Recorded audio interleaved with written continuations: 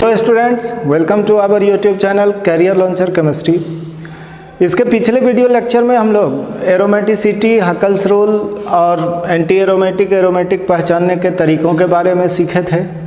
आज हम लोग दो बेसिक पॉइंट का चर्चा करेंगे, जिसमें पहला बेसिक पॉइंट है हम लोगों का होमोलोगस सीरीज़। हिंदी में इसे सजातीय श्रेणी कहा जाता है और ये क्लास 10th में भी निश्चित रूपेण आप में से सारे स्टूडेंट ने पढ़ रखा होगा। तो आइए, होमोलोगस सीरीज़ क्या होते हैं। अब अगर हम फॉर एग्जांपल अल्केन्स का एक एग्जांपल लेते हैं, तो मीथेन, इथेन, प्रोपेन, ब्यूटेन जितने भी मेंबर्स होंगे उन सभी का एक जनरल फॉर्म आप लिखते हैं CnH2n+2।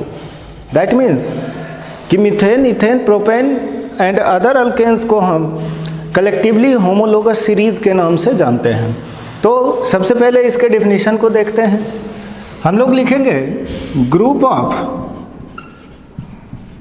Such compounds in which members having similar structural properties और ऑल्सो हम यहाँ लिख सकते थे केमिकल प्रॉपर्टीज़, तो हम लोग इसको ऐसे कर लेते हैं similar structural properties and chemical properties but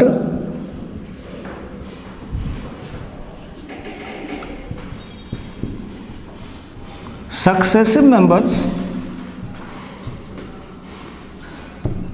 differs by methylene group meaning CH2 group. तो ऐसे कंपाउंड्स का जो आप कंबाइंड फॉर्म लेते हैं, मतलब एक सीरीज लेते हैं, उसे कहते हैं homologous series.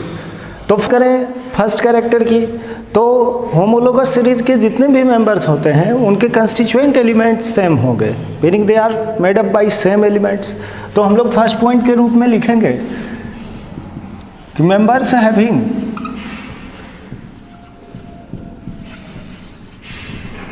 Same constituent elements, और सिंपली आप सेम एलिमेंट्स भी लिख सकते हैं।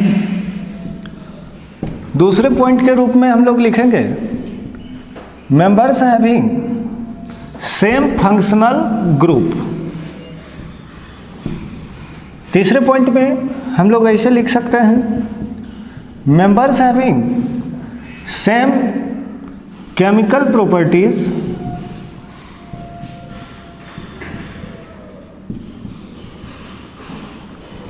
चौथे पॉइंट के रूप में आप ध्यान रखेंगे कि जितने भी होमोलोगस सीरीज के मेंबर्स होंगे उनका जनरल फार्मूला भी सेम होता है। तो चौथे पॉइंट में हम लोग लिखेंगे members having same general formula.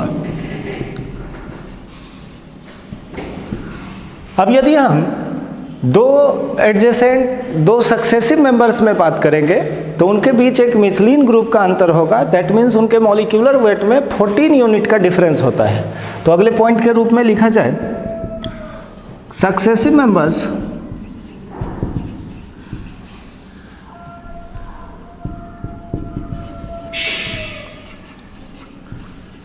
differs by CH2 group and their molecular weight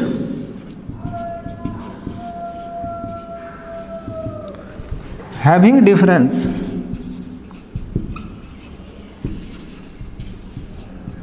of 14 units. और फिर से यहाँ आप समझ लें कि ये जो हम लोग 14 यूनिट्स मॉलिक्यूलर वेट का डिफरेंस लेंगे, ये हमेशा सक्सेसिव मेंबर्स के बीच होगा, एडजेसेंट मेंबर्स के बीच होगा।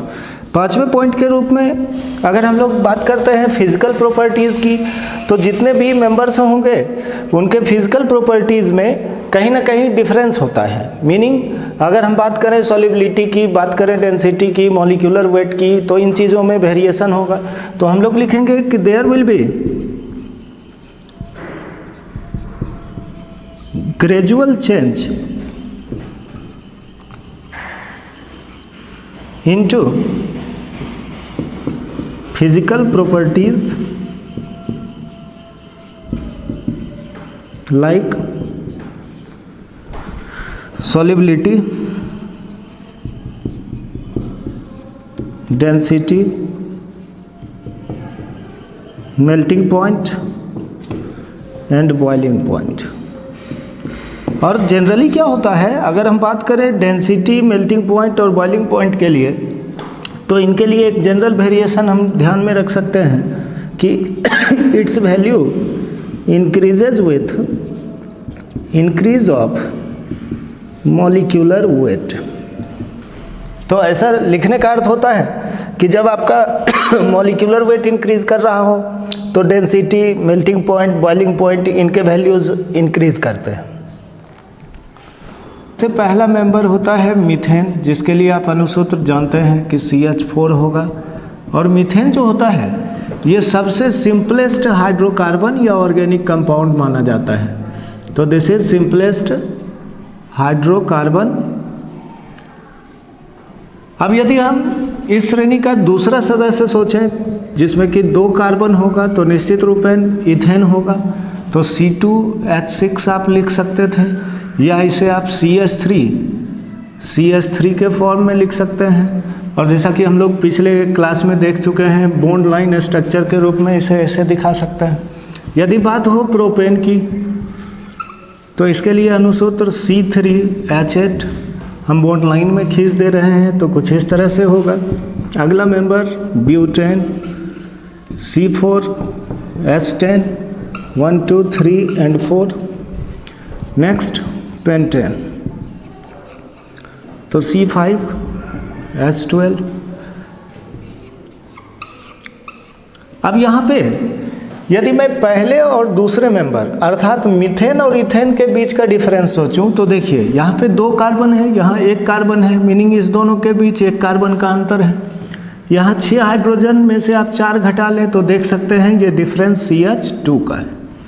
सेम यही कंडीशन इथेन और प्रोपेन के बीच, C3 में C2 आप घटाएंगे तो 1 कार्बन और 8 हाइड्रोजन में से 6, तो CH2 का डिफरेंस है। तो आप देख सकते हैं यहाँ क्रमागत सदस्यों के बीच, मतलब पहले और दूसरे, दूसरे और तीसरे, तीसरे और चौथे के बीच हमारा CH2 ग्रुप का अंतर दिख रहा होगा।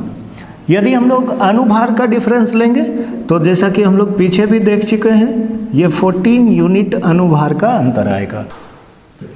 अब हम लोग होमोलोगस सीरीज अर्थात सजातीय श्रेणी के विभिन्न सदस्यों का जो पॉइंट पढ़े हैं उनके लिए एक टेबलर अरेंजमेंट देखते हैं कि विभिन्न सजातीय श्रेणी के क्या जनरल फॉर्म्स या सामान्य सूत्र होंगे।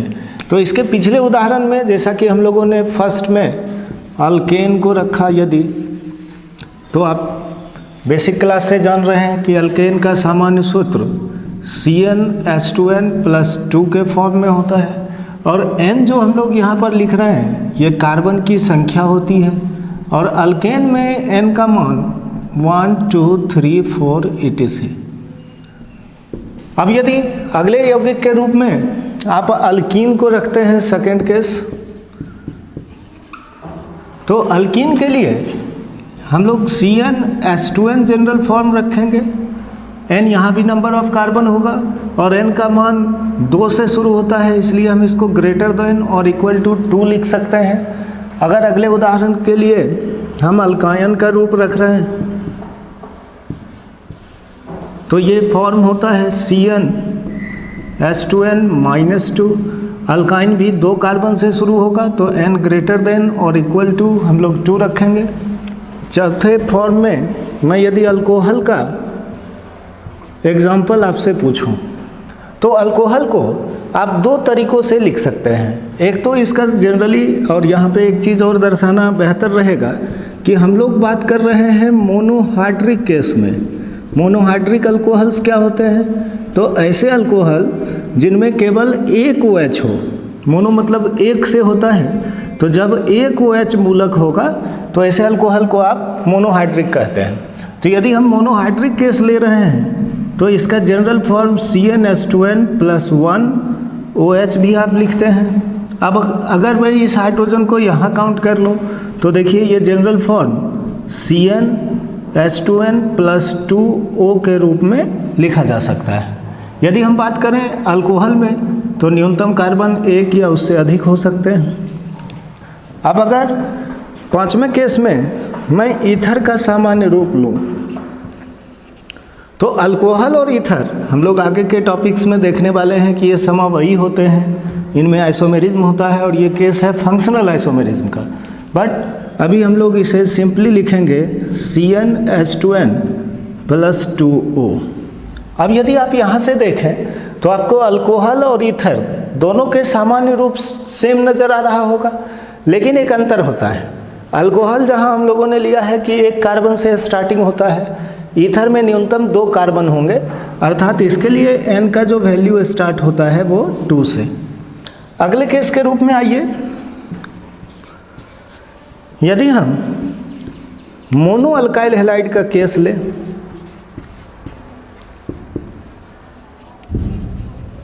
तो इनके लिए जो सामान्य रूप बनता है ये होगा CnH2n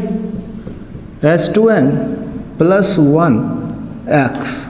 और हम लोग कई एक बार चर्चा कर चुके हैं, X हेलोजन फूल कलियां बाहर आई, अर्थात फ्लोरीन, क्लोरीन, ब्रोमीन या आयोडीन से है। यदि इसी में हम लोगों को डाई हैलाइड का केस लेना होता तो डाई हैलाइड के केस में ये हेलोजन 2 करना है तो 1 हाइड्रोजन और कम हो जाएगा, दैट मीन्स CnH2n X2। अब यदि हम बात करते हैं ट्राई हैलाइड्स की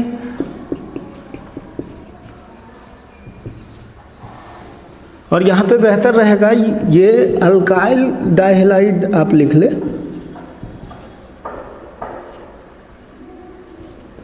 और ये हो गया अल्काइल ट्राइहैलाइड,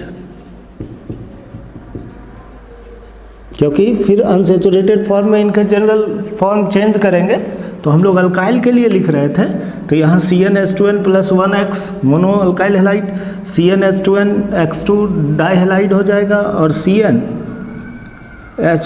- 1 के साथ यदि मैं X3 कर दूँ तो ये ट्राइहैलाइड। अब आइए होमोलोगस सीरीज़ के बाद हम लोगों का एक अगला बेसिक टॉपिक है एनुलिन्स। तो अगर 1960 के पहले की हम लोग बात करें तो मेनली 2 एनुलिन्स ज्ञात थे, बेंजीन एंड साइक्लोओक्टाटेट्राइन। लेकिन हकल्स रूल के प्रपोजल के बाद उसके कन्फर्मेशन के लिए ढेर सारे एनुलिन्स का नॉलेज हुआ, मीनिंग उनका सिंथेसिस किया गया या प्रिपरेशन किया गया। तो अगर हम लोग एनुलिन्स को डिफाइन करें तो इनके लिए आप 2 पैरामीटर्स ध्यान में रखेंगे। पहला कि वो मोनोसाइक्लिक कंपाउंड होगा और दूसरा कि वो कंजुगेटेड स्टेट पूरा करता हो। इसलिए डिफिनीशन में हम लोग लिखेंगे such monocyclic compounds which are present into conjugated state, meaning alternate single और डबल बॉन्ड होगा तो दे आर कॉल्ड एनुलिन्स।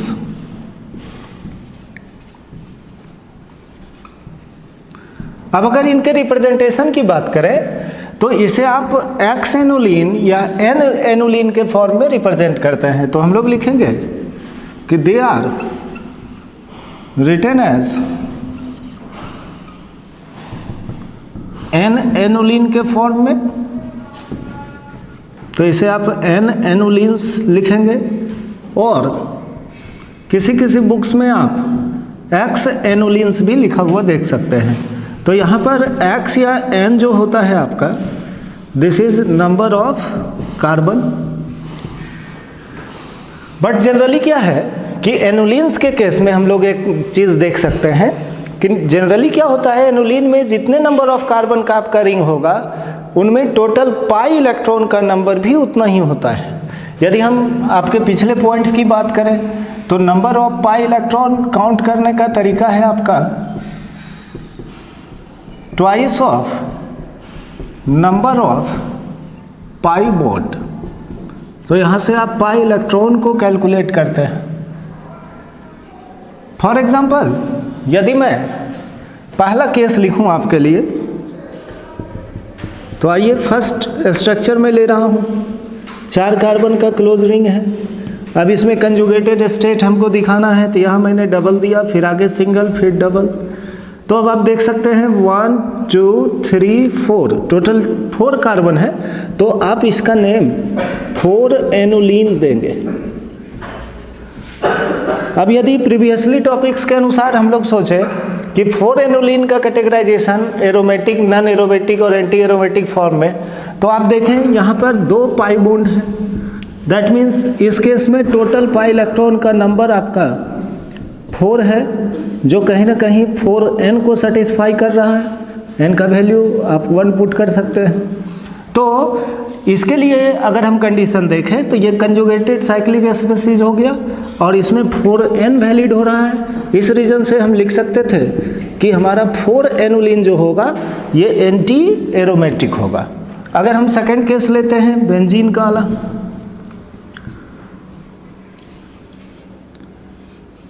तो आप देख सकते हैं इसमें 6 कार्बन के साथ अल्टरनेट सिंगल और डबल बॉन्ड है। इसलिए अगर हम बेंजीन के लिए दूसरा नाम एनुलीन के फॉर्म में सोचें तो इसे हम 6 एनुलीन भी कह सकते हैं। अब आइए यहाँ पे टोटल पाई इलेक्ट्रॉन मेरा 6 है, जो 4n + 2 को सेटिस्फाई करेगा, that is a Huckel number. तो n का वैल्यू आप 1 रख के चेक कर सकते हैं। अब यहाँ से आपका कंफर्म हो गया कि annulene 6 will be aromatic, that means benzene is annulene 6 and it is aromatic. अब अगले स्ट्रक्चर के रूप में आपको 8 एनुलीन दिया जा रहा है। आप यहाँ फिर से कार्बन गिन लें, 1 2 3 4 5 6 7 8, तो 8 कार्बन है, इसलिए कहीं ना कहीं इसका संकेत 8 एनुलीन है। अब तो ये आप समझ रहे होंगे। लेकिन यदि आपसे पूछा जाए हकल्स रूल के अकॉर्डिंग कि 8 एनुलीन के लिए क्या ऑप्शन बनता है, एरोमेटिक, नॉन एरोमेटिक या एंटी एरोमेटिक, तो अक्सर आप यहाँ एक चीज़ देख सकते हैं कि आपको तो दिखेगा कि भैया यहाँ पे 4 पाई बॉन्ड है, तो कहीं ना कहीं 8 पाई इलेक्ट्रॉन्स हो गए। आप टोटल पाई इलेक्ट्रॉन्स का नंबर जब 8 लेंगे तो कहीं ना कहीं आपको लगेगा कि ये तो 4n को फॉलो कर रहा है, तो आंसर क्या होना चाहिए, एंटी एरोमेटिक। लेकिन ऐसा कभी नहीं आप लिखेंगे। इसका जो आंसर होगा 8 एनुलीन के लिए, दिस इज नॉन एरोमेटिक, क्योंकि सिंपल सा काउज है, ये नॉन प्लेनर होता है।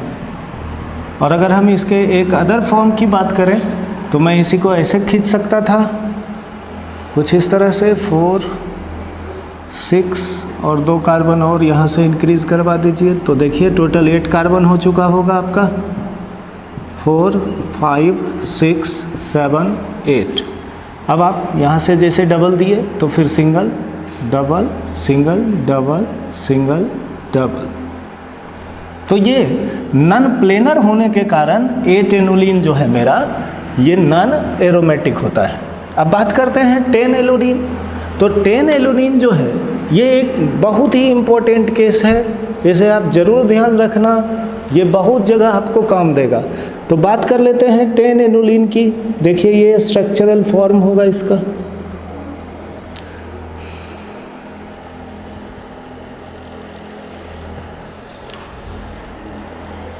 अब आप कार्बन काउंट कर सकते हैं 1 2 3 4 5 6 7 8 9 एंड 10। यदि मैं यहाँ से डबल स्टार्ट करता हूँ तो डबल सिंगल डबल, फिर single double single double single double. अब आप में से कोई भी लोग यहाँ क्लियरली देख सकते हैं कि 10 एनुलीन में यदि आपसे पूछा जाए कि पाई बॉन्ड कितने हैं तो 1 2 3 4 एंड 5। इस 5 पाई बॉन्ड के कारण आपसे यदि पाई इलेक्ट्रॉन काउंट करने पूछा जाए तो निश्चित रूप में आप उसे 2 से मल्टीप्लाई करते हैं। दैट मीन्स यहाँ पे आपको लग रहा होगा कि total pi electron is 5 × 2 that is 10। This is a Huckel number. तो कहीं ना कहीं ये 4n+2 का पालन कर रहा है, मीनिंग 4n+2 के क्रम में है, जहाँ की n का वैल्यू मेरा कितना है, 2 है। तो आपको लग रहा होगा कि भैया इसका तो आंसर एरोमेटिक होना है, लेकिन अभी भी आपको गलत लग रहा है। इसका आंसर होगा नॉन एरोमेटिक। तो 10 एनुलिन में अब ऐसा क्या हो गया, तो यहाँ पे देखिए एक केस है कि इस कार्बन का आप अभी चेक करें टेट्रा वैलेंसी 1 2 3, दैट मीन्स एक वैलेंसी कम है, तो यहाँ पे ये हाइड्रोजन बिलो द प्लेन होगा कुछ इस तरह से, और ये हाइड्रोजन यहाँ पे आपका होगा। फिर अगर हम यहाँ से देखें तो ये हाइड्रोजन कुछ इस तरह से और यहाँ का हाइड्रोजन ऊपर होगा। ये जो दोनों हाइड्रोजन मैंने आपको दर्शाए हैं, इनके बीच का डिस्टेंस क्या होगा, बहुत कम होगा, और इसको बोला जाता है ट्रांस एनुलर हाइड्रोजन।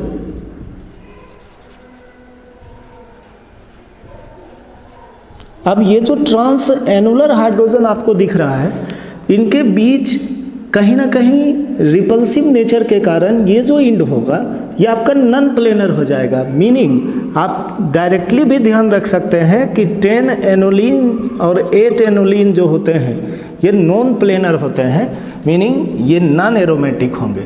लेकिन क्या ये पॉसिबल है कि अगर हम लोग किसी सब्स्टिट्यूशन रिएक्शन से इन हाइड्रोजन का रिप्लेसमेंट करवा दें तो बेहतर होगा। मैं 12 एनुलिन को आगे दिखाता हूँ। अगले एग्जाम्पल के तौर पे आप सोचें कि इन दोनों हाइड्रोजन को मैं किसी ग्रुप से रिप्लेस कर देता हूँ, और अक्सर ऐसा आपको कॉम्पिटिटिव एग्जाम में यहाँ पे ऑक्सीजन कनेक्ट कर देगा, सल्फर कनेक्ट कर देगा, मिथिलीन कनेक्ट कर देगा, और तब आपको कन्फ्यूजन होता है। तो आप देखें ये जो 10 एनुलिन है ये नॉन एरोमेटिक था क्योंकि नॉन प्लेनर था। अब मैं इस दोनों हाइड्रोजन को हटा के कोई ग्रुप जोड़ देता हूँ, तो अगले एग्जाम्पल के तौर पे आप समझें।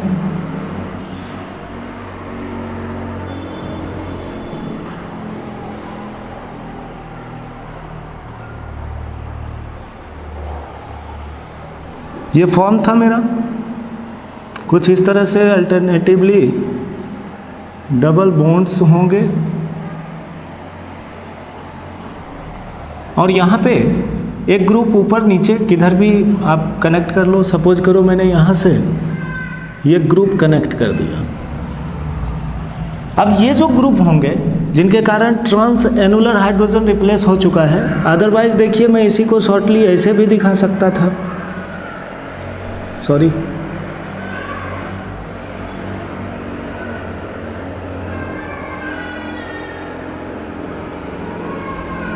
हो सकता है आपको ऐसे ग्रुप कनेक्टेड दिखा दे कभी भी क्वेश्चंस में। यहाँ से डबल है, फिर डबल डबल डबल, और ये रहा डबल। तो ये फॉर्म दे दे या ये दे दे, इन ग्रुप्स के प्लेस पे आप क्या क्या ले सकते हैं। तो नॉर्मली आपको ऑक्सीजन दिख सकता है, सल्फर दिख सकता है, NH का केस हो सकता है, CH2 हो सकता है। ये 4 ऐसे केस हैं जो जनरली आपको क्वेश्चंस में पूछे जाते हैं। तो इन चारों के द्वारा जब आपके देखिए ट्रांस एनुलर हाइड्रोजन का रिप्लेसमेंट हो जाएगा, तब फिर जो रिपल्सन के कारण यहाँ नॉन प्लेनर स्ट्रक्चर हो रहा था वो टेंडेंसी ख़त्म हो जाएगी। मीनिंग इस फॉर्म या इस फॉर्म के लिए अब जब आप आंसर लिखेंगे तो आप इसे एरोमेटिक लेंगे। तो ये एक इम्पॉर्टेंट केस है, इसे आप ज़रूर ध्यान रखें। अब आइए अगले एग्जाम्पल के लिए आपको 2 स्ट्रक्चर दिए गए हैं, एक है 12 एनुलिन और दूसरा है 14 एल्यूमिन। जैसा कि आप देख सकते हैं 12 एनुलिन में टोटल 12 कार्बन है, साथ ही 12 पाई इलेक्ट्रॉन भी आप देख सकते हैं। तो यदि यहाँ पे आप पाई बॉन्ड देखें 3 4 5 और 6, तो कहीं ना कहीं इस स्पेसीज में मेरे पास टोटल पाई इलेक्ट्रॉन 12 है, जो कि 4n के क्रम में है। यदि मैं n का मान 3 रख दूं तो ये 12 पाई इलेक्ट्रॉन्स हो जाएंगे। इसलिए एनुलिन 12 जो है आपका ये एंटी एरोमेटिक है। 12 एनुलिन को आप दूसरे फॉर्म में कुछ इस तरह से भी बना सकते थे। तो कभी कभी आपको 12 एनुलिन किसी किसी बुक्स में ऐसे भी बना हुआ दिखता है।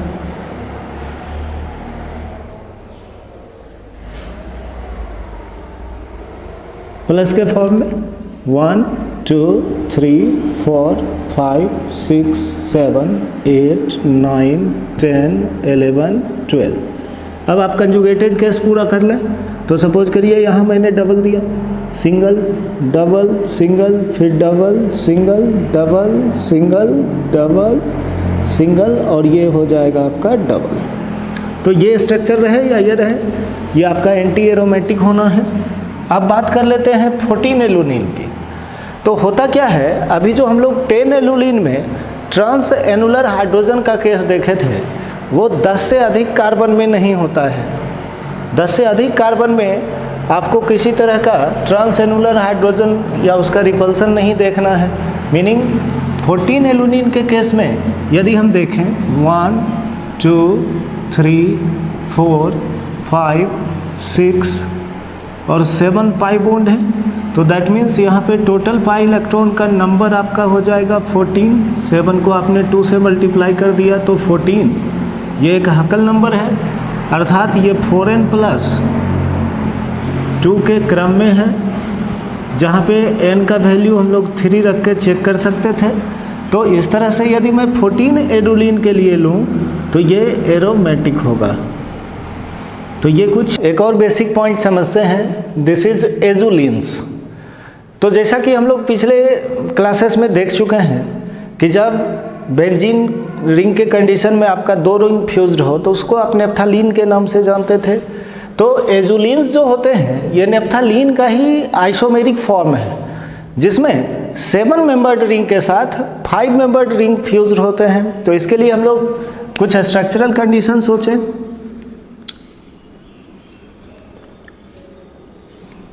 ये सबसे पहला रिंग मैं आपको दर्शा रहा हूँ, जो आप देख सकते हैं 1 2 3 4 5 6 एंड 7। इसके साथ एक दूसरा रिंग फ्यूज्ड होगा जो 5 मेंबर्ड होते हैं। तो इसके लिए हम लोग कुछ इस तरह से दर्शाते हैं। अब इनमें जो बॉन्ड का कंडीशन है कुछ इस तरह से हम लेते हैं, तो इसको हम लोग बोलते हैं एजुलिन्स। तो इसके लिए हम सबसे पहला चीज लिख सकते हैं कि एजुलिन्स आर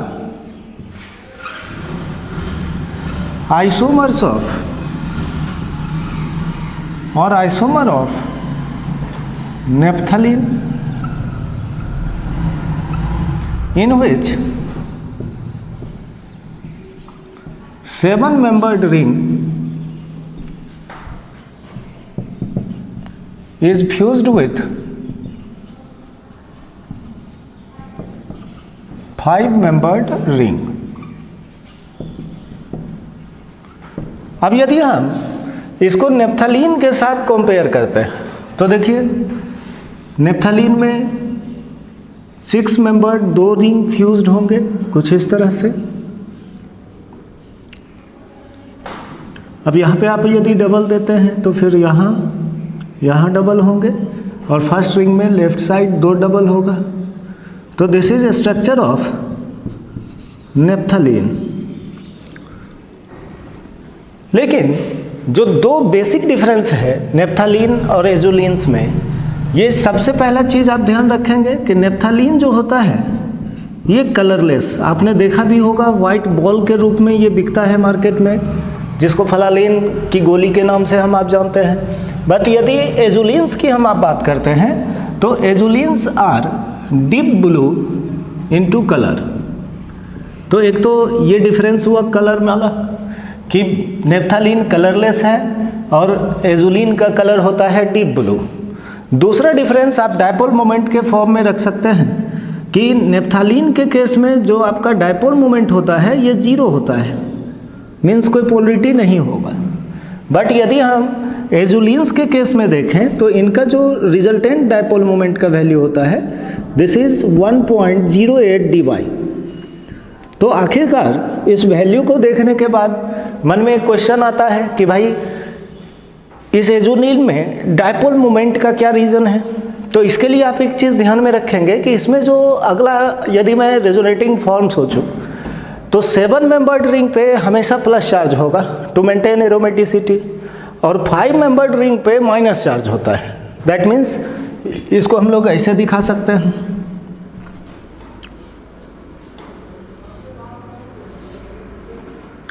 ये हो गया आपका, आप देख सकते हैं 1 2 3 4 5 6 एंड 7 मेंबर का रिंग। इसके साथ एक दूसरा रिंग मेरा फ्यूज्ड है जो 5 मेंबर का है, 1 2 3 4 एंड 5। अब देखिए इसमें जो डबल बॉन्ड होंगे ये रेजोनेटिंग फॉर्म में, यहाँ से आप स्टार्ट करें, इस पॉइंट पे आप माइनस रखेंगे, फिर यहाँ आपका डबल बॉन्ड होगा, यहाँ डबल हो गए, यहाँ डबल बॉन्ड हो गए, और इसके ऊपर होता है प्लस। तो अब आप देख सकते हैं कहीं ना कहीं ये दोनों रिंग फ्यूज था, लेकिन लेफ्ट साइड का जो रिंग है आपका 7 मेंबर्ड रिंग, इस पे प्लस चार्ज है और 5 मेंबर्ड रिंग पे माइनस चार्ज है, जो डायपोल का रीज़न है। तो यही रीज़न है कि आपके एजोनिन्स का डायपोल मोमेंट वैल्यू नेप्थालीन से वेरी करता है। तो हम लोग लिख सकते हैं कि हियर या फॉर एजुलिन्स, बेहतर तो रहेगा कि इन केस ऑफ एजुलिन्स करके आप लैंग्वेज लिखें, तो in case of azulene 7 membered ring having positive charge and 5 membered ring